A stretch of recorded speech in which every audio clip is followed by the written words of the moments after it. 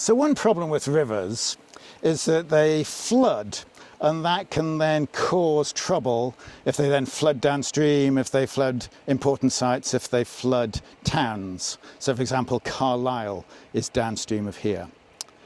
So I'm here with Joe Clements at the Lowther Estate, who's been heavily involved in restoring these wetlands and creating these wetlands. So what's the plan here, Joe? So the plan here is essentially that we're trying to restore the River Lowther to its natural floodplain.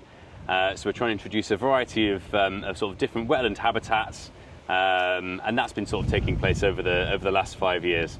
So we want to see healthy, restored, natural floodplain.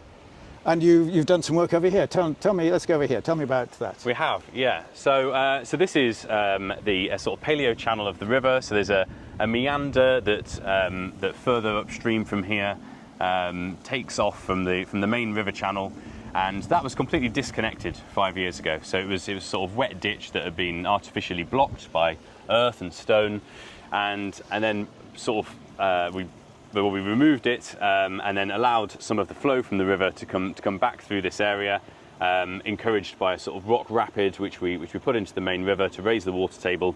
And what that's created is it's re-wetted this whole sort of curvy channel through here and a series of back channels off it, and they've then become populated with all this sort of tall herb, sort of fen vegetation you can see growing here, things like reed canary grass and angelica and valerian, willow trees and things like that. So what you've then got is, rather than a sort of straight, fast-flowing channel, where the river's hurtling downstream as fast as possible towards the city, you've got these slower-moving meanders. They're full of coarse vegetation, and all those things, in a small way, just helps take the energy out of the river and allow it to do its thing. So Joe, why have you brought me here? So here is another great example of sort of restored wetland. So this was super simple.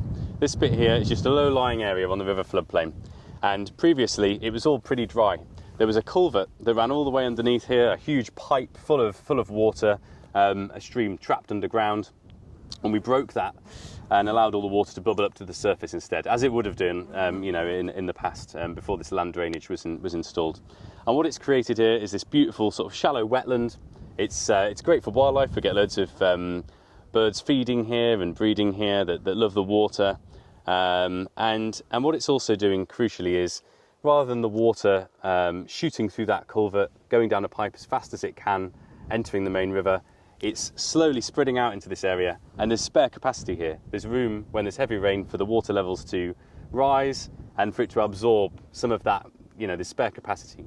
And that's what we want to see to attenuate those high flows. So this is the key idea of retention, of retaining water so it's released more slowly afterwards. Yeah. Absolutely, yeah. We want the water, in the appropriate places where it's not causing anyone a problem, to be released more slowly into the rivers to protect, communities downstream from flooding. I know on the other side of us something dramatic's been happening. So what's happening here? So what's happening here is essentially we're extending this habitat through from this area. So we've got all these low ponds and scrapes and islands still, which hopefully will be good for breeding birds. But what we've also got here is more connectivity. So over the other side of this area, there's increased connectivity from the main river into these back channels and sort of associated wetlands. So it's helping to take some of the energy out of the main river when it's flooding. But it's also taking river water from a tributary that's flowing down the hillside there. Some of the flow from that tributary is now coming into this area. So it's helping, again, to provide extra capacity for storage of floodwater during those high rainfall events. So just making the whole system much more complicated, much more capacity for retention, and so it's just basically acting as a big sponge and then releasing water more slowly. Exactly, yeah. It's just acting like a big sponge, yeah. So Joe, why have you brought me here? Well, if you look just down here, you'll see there's evidence that there's been some gnawing and feeding taking place. So this is the activity of beavers. So you can see they've chewed the end of this branch here. And if you come in the winter, you would have thought, there's a bit of a scene of devastation with all the coppicing that they do when they're feeding on trees. But if you look now, we've gone through summer and it's been coppiced beautifully. You couldn't have done a better job. if you wanted to.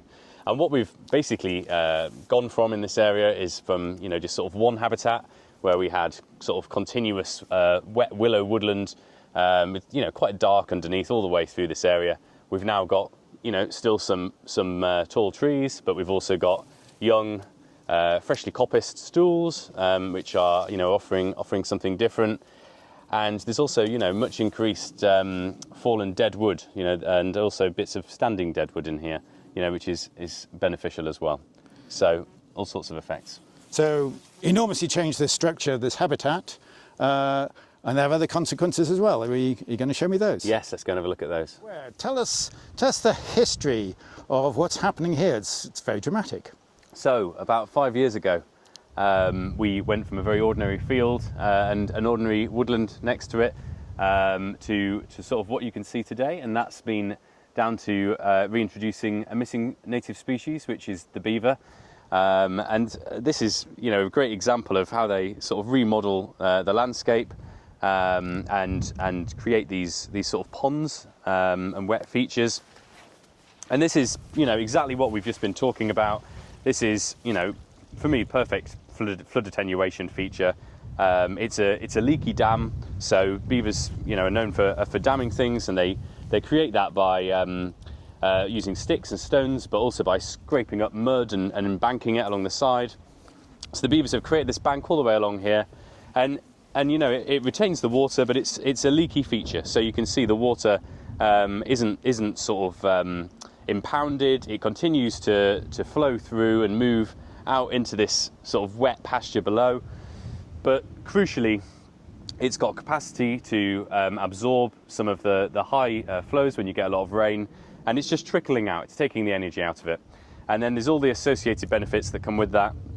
There's there's benefits for water clarity, because these ponds will capture a lot of silt that you tend to get during high rainfall. So the water flowing out the other end is much cleaner. There's benefits for carbon storage, from all the organic matter that's deposited at the bottom of these ponds. And then, there's all the benefits for the ecology and the wildlife as well. And in here, in the winter, then this pasture is much wetter. You get all sorts of birds attracted. You get flocks of teal and lots of feeding wading birds, snipe, curlew, and etc. So it's a brilliant habitat with loads of benefits. And just looking at the pools over here with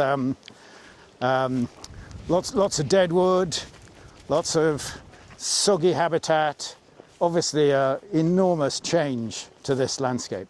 Yeah, there's a whole series of these pools, all the way along. This was a very small, straight sort of drainage ditch, and the beavers have turned it into this whole complex of wet pools, and they've opened up a lot of light into this area through the tree felling they've done. So they've transformed the whole place. And so obviously this retains water, and also it makes the landscape rougher, doesn't it? And the whole landscape I see has been roughed up. That's with a change in grazing regime. So it has, yeah. So you can see, if we look over here, we've got a lot of tussocky coarse grass all across the sort of hillsides behind us, and having increased more trees, more scrub, and more coarse vegetation in the landscape, longer grass. All that surface roughness and structure really helps when it comes to those high rainfall events as well. A lot of water never even makes it to the ground because it evaporates from the canopy of the trees, or it evaporates off the surface of all this vegetation.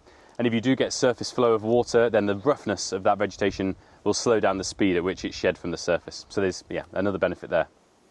So it seems that there's a range of benefits from what's being done, and it seems the main measures are to change the water courses so that they slows down the water.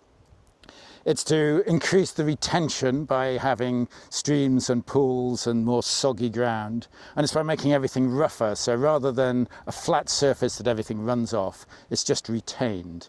And hopefully, if there's more of this done at scale in more of the catchments, then flood events will be reduced in areas like Carlisle, but also in all sorts of other flood areas around the world. So this is a very exciting project, and good luck with all that you're doing. Thanks.